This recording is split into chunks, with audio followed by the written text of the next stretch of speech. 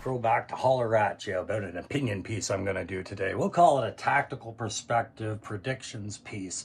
And in this one, I'm not going to just hit the easy to hit marks going, I predict XYZ because I really want to see them. I'm going to give you some reasons why I think we're going to see 5 particular Joes into the line very soon and why I think they're coming. Because all of them are going to be the revisiting older characters. All right, we have multiple iterations of guys like Sergeant Slaughter and this here fella here, Snake Eyes. Multiple iterations in the GI Joe classified line. You could add Roadblock to lists like that. Different ways to collect your characters. Yet some characters appeared in this line and we only got a glimpse of them. And if you couldn't find them when they were the most available, maybe now you're toy hunting these characters. So how does Hasbro approach getting those names back into the community for the first time? Well, often it's the retro card, right? Like retro carded Snake Eyes here. But sometimes it's relaunching a character all over again, much like what we've seen with the recent relaunch of Major Blood, which is being very well received and so much like the original time that it came over. Yet there were other versions of Major Blood that they could have done. I'm going to talk to you today about 5 G.I. Joe characters that I think will get their V2 or beyond iterations in the next few years, and I'm going to tell you why I think they are. All right, so if you like these kind of videos, if you've missed hearing Crow's opinions instead of reviews, don't forget, like, share, subscribe, please. Thank you very much. Helps the channel. Yakety yakety. Let's get into the 5 Joes I think need their V2 tooling, and I'm predicting them this year. Who cares if I'm wrong? All right, guys, so like I said, I'm about to kick off 5 Joes that I think are going to be coming to the classified line within the next year or two. And I'm going to start this off by giving you the 5 key pieces of logic that work to define these options as very plausible in my mind. All right, so the first piece of logic is right now we're finding Hasbro's trying to tie up some themes that they started quite a while ago. Those 2 key themes that you're seeing right now, besides the Mass Effect, which is new, is the desert and winter. So that is the first piece of logic, and you'll find these options actually slide in there while making sense. The second is the characters have natural ties to these themes in their V2 or V3 forms, as we saw through 82 and 94 with these characters that I'm talking about. And we'll show you examples of that, and you'll see that that slides in with things that we're saying is logical about what Hasbro is showing us this year. The third is reuse from existing sets, which we know that Hasbro really, that's their flex, it's what they do. But we'll see that these sets that we are seeing coming to us now within the next quarter or two have some reuse possibilities for the characters I am mentioning. The fourth quality is that the storytelling must continue right now with Hasbro. They are telling a story periodically through their pictures and their back cover art. Be it harkening back to G.I. Joe episodes from the original series or from Deke, or their own little storytelling that they're developing with guys like Crystal Ball and whatnot. That storytelling must continue, and it is always a showcase for new figures. So we are running to the end of the first few years, and we're going to start seeing more and more V2, V3s. And the last supporting piece of logic I have is that these selections and these tying up these loose ends in these Hasbro themes of winter and desert actually support some current higher price items that are being pushed by Hasbro, i.e. the recent Snowcat HasLab and all of its tiers, which just funded on the last day and crossed that line, as well as supporting Snow Job and the Cobra Arctic Trooper or Serpents and Bats. But if you look over the desert theme, we are building that up, and now we are finally giving some support to Desert Snake Eyes and as we go there, and the Awe Striker and Mercer and Sergeant Slaughter are fitting right in with all that theme.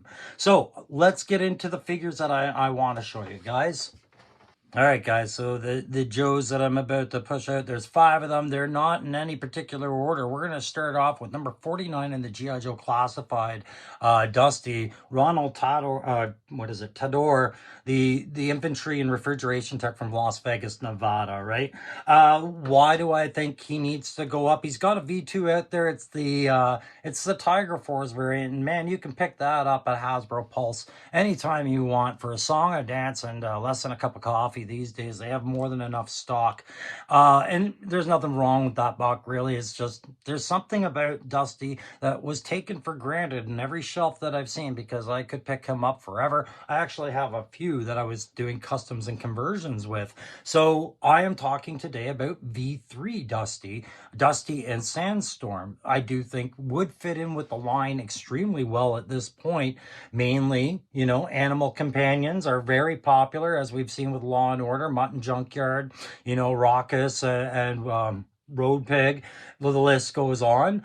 However, it's also the reuse that we can see in there. There's webbing that could be reused from other lines, like other characters like Falcon or Stalker. That common chest harness is there. Sleeveless is not a problem in reuse right now. Beret would not be a problem. He would get new weapons and new loadouts, or some reuse of how they fit that. But more importantly, he would fit in that desert theme, pushing him in with the Awe Striker, pushing him in with Sergeant Slaughter and the others.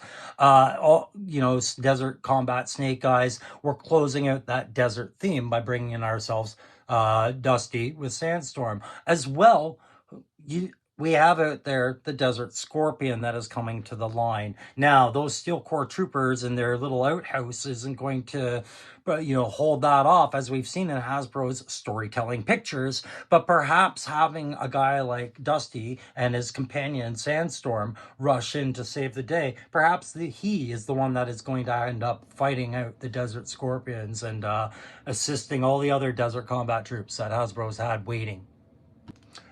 So, number 4 on the list is going to be our boy Craig McConnell, Rock and Roll. All right, a guy who got done dirty in the EU universe.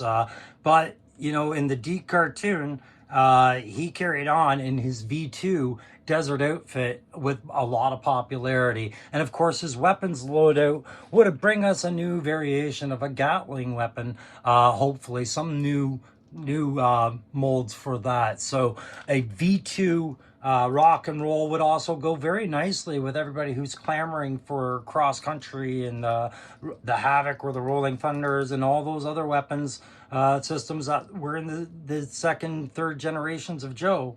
V2 Rock and Roll fell right in with that. And tell me you wouldn't love to see him in his Desert Combat. What I wonder is, would they continue to give us the tattoos, or would they go back to saying that he was never branded in such a way? It would be interesting to see. But we can see again that we have existing bandolier sets. We have existing bucks that would work well for a V2 Rock and Roll. It's the weapon systems that would be new, and giving him a new headdress. That would be interesting to see how it all worked out. Perhaps a new haircut, maybe something high and tight. Who knows? Anyways, Rock and Roll was your number 4 there. Now, ladies and gentlemen, this next one I've always advocated needed to come as a V2 with the Marine dress, and I rescind that and say let's just skip the V3, because apparently the V2 is too stressful for Hasbro to do. I'm talking, of course, about V3 Gung-Ho, originally number 7 in the line, came in more of the video game splendor, not reminiscent of what Gung-Ho was to us as kids. The retro came in strong, and you can see they filled in that tattoo more than they ever did in the cartoon. But we could get that desert combat vibe from a V3 Marine Gung-Ho. And again, with the reuse, bandoliers, using Sergeant Slaughter's buck, for the most part, would accomplish a lot. And of course, we are long overdue for Etienne Lafette, our Cajun, from Paris Island there. He is very much a flagship character of the GIJoe culture, and we have very little representation of him. So to close out that desert theme, let's get V3 Gung-Ho onto the back of that Awe Striker and bring the hurt on those Cobra officers and those shifty Vipers. Okay, so again, this being in no particular order, one of our favorites is about to be mentioned as we shift out of the desert element and into that ever-loving HasLab Snowcat supporting winter element. That snow job seemed to couldn't get the job done. Let's talk about a V2 Stalker. Complete with his kayak and his weapons assortment, a V2 Stalker would lend an ever-important supporting role to that story. A Snowcat is a great APC, a fine missile launcher, and it comes with a beautiful little bivouac where Cobra will catch Lady J and Flint off guard, whether frostbite's on sentry or falling asleep, just giving them the private time. We need more Joes to support that element. And having Stalker float down the river, breaking up crossing the ice as it melts to flank Cobra and save the day would be more than welcome in that line. It would create that deluxe set appeal for Hasbro. You know, how they like to have that one deluxe figure to complete that 4-figure wave. I think a V2 Stalker just dreams of it, if not a Pulse exclusive, which I would hope not, because so many people would want this, right?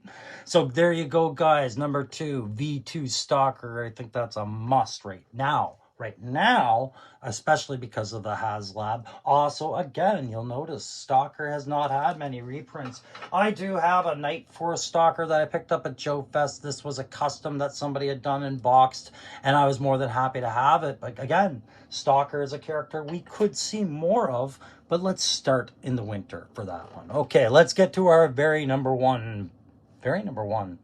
Let's get to our number 1. Boom. And that number 1 slot goes to Hector Delgado, the gunner's mate, the machinist, Shipwreck. Fine figure. What was he, number 70 or something in the line?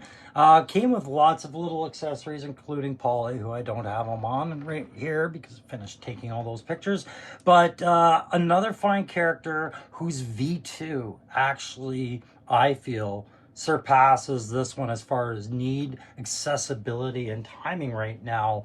Imagine the V2 Navy SEAL diver Hector Delgado Shipwreck with his wetsuit on, all the gear that we've already seen reprinted numerous times, perhaps some new gear, but we get that reuse from the 60th anniversary diver set, the Mass Device Divers set, Eels, torpedo, possibly wetsuit. You have a lot of potential there. Plus, he has those darker tones. He'll fit right at home with those recon divers if you troop built those. But also, again, very much fitting into the winter themes and very much a character who has not had a reprint of any type for Tiger Force, Night Force, what have you. We could definitely benefit from just a little bit more Shipwreck. Even a punk with toys could use a V2 Shipwreck. All right, guys, that's my list. I hope you agreed with some of it. I hope I'm right with these predictions, or at least somewhere above the 50% mark, but I'm prepared to eat a big fat 0 on all of them if these have not come out this year. But I'd be surprised if I didn't strike more than a couple on this one because of the logic of where these would fit. I've been trying to show you that in the imagery. I've been trying to narrate that as best as possible. But more importantly, I wanted to keep this one short. Guys, I am going to have some different types of reviews coming. I have more figs on the way. I have some vehicles from Ramen and from Gridiron that are due to come soon. You will see more content out of this channel. However, I've been kind of taking my time figuring out why it was I lost my ability to talk randomly about Joe. And guys, it was just a tough couple of years. But I plan on talking to you a lot more about the Crow Logic with GIJoe Classified this year and into next year. But I'm going to save my best of and my top 10s and my top 25 for the end of the year, in case you were wondering where those top lists were. Today was just a glimpse into what I think the next 5 GIJoes should be out of Hasbro before the end of the 26-27 years are done. All right, thanks very much for joining me. Thanks for like, share, subscribe, and we'll catch you very soon on the Tactical Perspective. Thanks.